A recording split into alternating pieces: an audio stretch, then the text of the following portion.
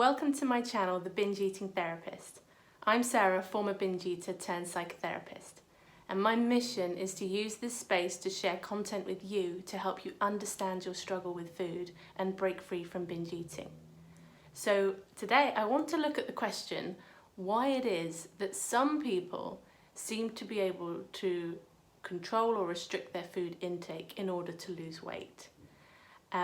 For the binge eater, this is the eternal struggle between weight loss and binging, between trying to control and feeling out of control. And as the research overwhelmingly shows, most diets fail in the long term. And depending on which bit of research you pull on, the stats vary anything from 70% to 95% of diets fail. And taking that to be true, what about the people that it does seem to work for? Because it's not 100% of diets fail.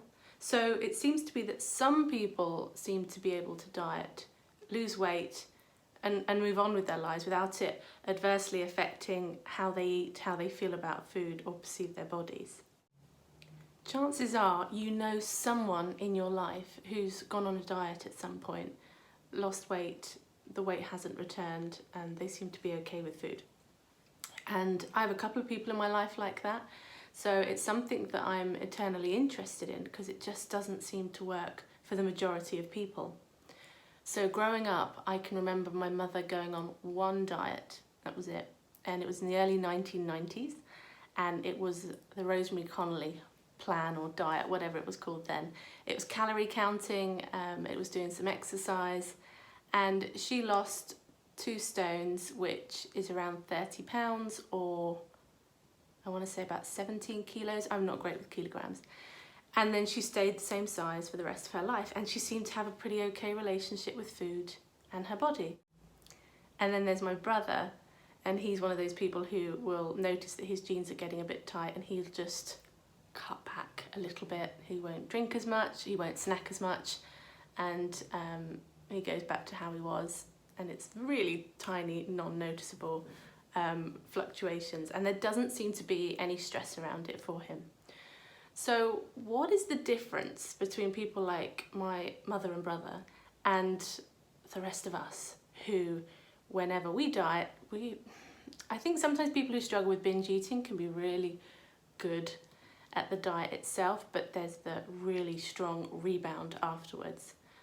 Something happens that seems to be different to what's going on for the small number of people that this doesn't seem to affect in the same way. So there are 3 differences between those people who can lose weight without rebound eating and the rest of us.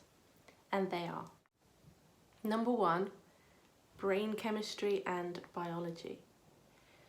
So most people who struggle with binge eating, a lot of people who struggle with binge eating have managed to have a successful diet, if successful means they managed to lose weight once upon a time. And that was followed by rebound eating or binge eating.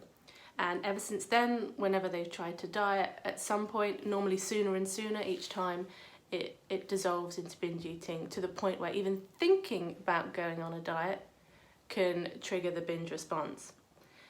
So it's as if there's a switch in the brain that can take you over. And I've talked before about how powerful that drive is to eat. It's our survival mechanism kicking in, so it can take over our conscious will. So when there's been a threat of starvation, the brain has flipped that switch, been able to take you over, and you've gone into a binge, but it feels like it's not even you doing it, like your brain is making you do it. Now, I think some people's brains just get really good at flipping that switch. Once your brain knows how to override your conscious control, it can do it again at the drop of a hat. And I think perhaps some people's brains just don't do this, and probably from an evolutionary perspective we used to be at an advantage, but in today's land of plenty it really can work against us. So I think there's something going on in the brain that we need to be very careful about how we think about restriction and how we think about trying to control our food intake, because this mechanism, I think, just gets triggered much more easily in some people than in others. So I think that's one of the big differences between these 2 kinds of people. Number 2 is emotional investment. The people I know that seem to be able to just go, I'm just going to eat a bit less and lose a bit of weight, and that seems to happen with no problems, are not that emotionally invested in what they're doing or their body. There's obviously part of them that's saying they want their body to be a bit smaller, they want to release a bit of weight, but it doesn't seem to come with the same intensity as someone who struggles with binge eating. When binge eating's been the struggle, what can often happen is like your whole self-esteem and how you feel about yourself becomes dependent on what you did or didn't eat and about how your body feels or looks today. And what this does is it means that all your food decisions become heightened by so many emotions. And emotions have the ability to affect the way that we think. So our judgments and everything, it gets clouded and we get lost in how we're feeling, and how we feel feels true. So if we're feeling like we failed, or we're feeling worthless or something like that, because we're having the feeling in that moment, that is absolutely true. That's what we are. We have failed. We are worthless with this, that, and the other. So there's this real emotional roller coaster that people who are struggling with binge eating go on, which these other small minority of people just don't seem to have. They're not as invested. Their whole sense of self is not tied in with it. I imagine, like, for a lot of you, I remember it well, waking up in the morning and thinking, what did I eat yesterday? And letting that dictate your mood for the day and how you feel about yourself. This small minority of people that we're talking about, they don't do that. Their emotions are not as tied up in this process as the rest of us. And number 3 is that they are grey thinkers. Now, what do I mean by grey thinkers? You've probably heard of black or white thinking, all or nothing thinking. This is the mindset of somebody who binge eats. Everything becomes sort of divided into 2 categories. It's good or it's bad. And it happens with food. So you've got your good foods, you've got your bad foods, you've had a good day of eating, you've had a bad day of eating. You're being good, you're being bad.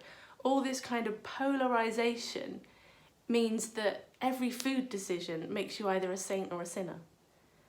And people who are not struggling with binge eating, people who have quite a healthy relationship with food, just aren't doing this. You know, if they eat too much, they're just going to think, oh, I feel a bit full. Ooh, maybe I shouldn't have eaten as much as that. Someone who struggles with binge eating is going to go, oh my goodness, I'm too full. That's awful. I feel horrible. Gosh, I'm never going to be able to do this. I'm this, I'm that, I'm the other. So for someone who binge eats, it's all about, I'm either being healthy or I'm being terrible. And the I've blown it thinking really comes into this all or nothing, black and white thinking. So one of the biggest triggers for binging is believing that you've eaten too much, or believing that you've eaten something that you shouldn't have eaten. That's how most people, that switch gets flipped into the binge mentality, basically, where there's almost a panic. So you've got the heightened emotions again, so they rush in too. You've got part of your brain going, I shouldn't eat, I must stop eating, this, that, other. So the brain chemistry is going, well, what's going on? Is food available? Is it not available? Let's kind of motivate you to go and get food, motivate you to eat. And so before you know it, you're right in it.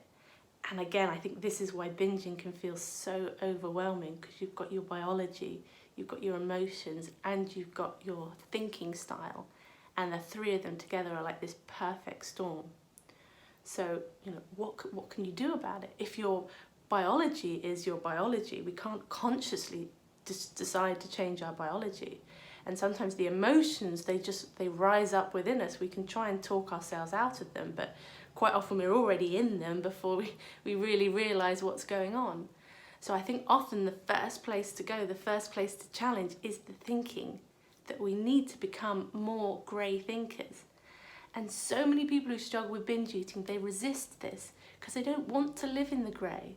They want things to be amazing.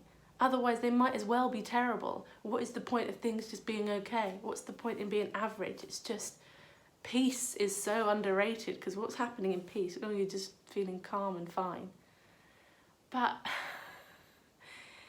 if you can challenge this part of you And if you can start to soften, start to see more shades of grey, that will be a big part of what can release you from binge eating.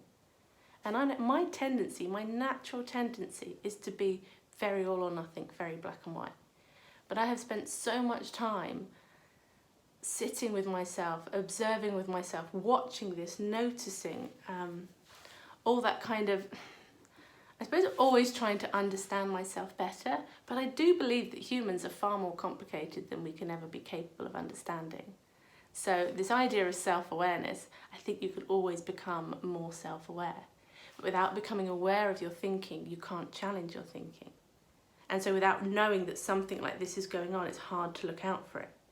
You know, most things in life exist on a scale. So you've got one end, if something's a 1 and 100, the black and white thinkers will be like at this end or this end.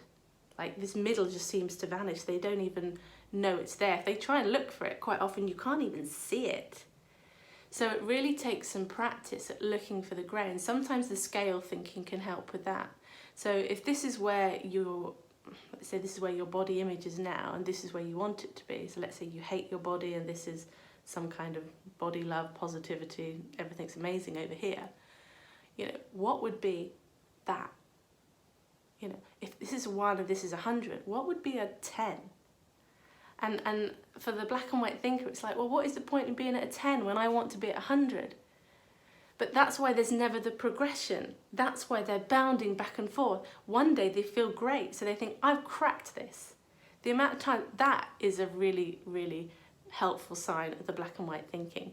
If you have said to yourself before, I've cracked this, I've got this, I'm never going to binge again, it's never going to happen, I don't need to worry about it, I've fixed it, that is the very black and white thinking. So then what happens is when you do have another binge, you feel like you're straight back at number 1. So progress for you feels like jumping between 1 and 100 and back and forth like that. But that is not how we get out of this. This is what keeps you stuck. It's this back and forth, it's a circle. We call it a vicious cycle for a reason. You get stuck going round in this repetitive behaviour.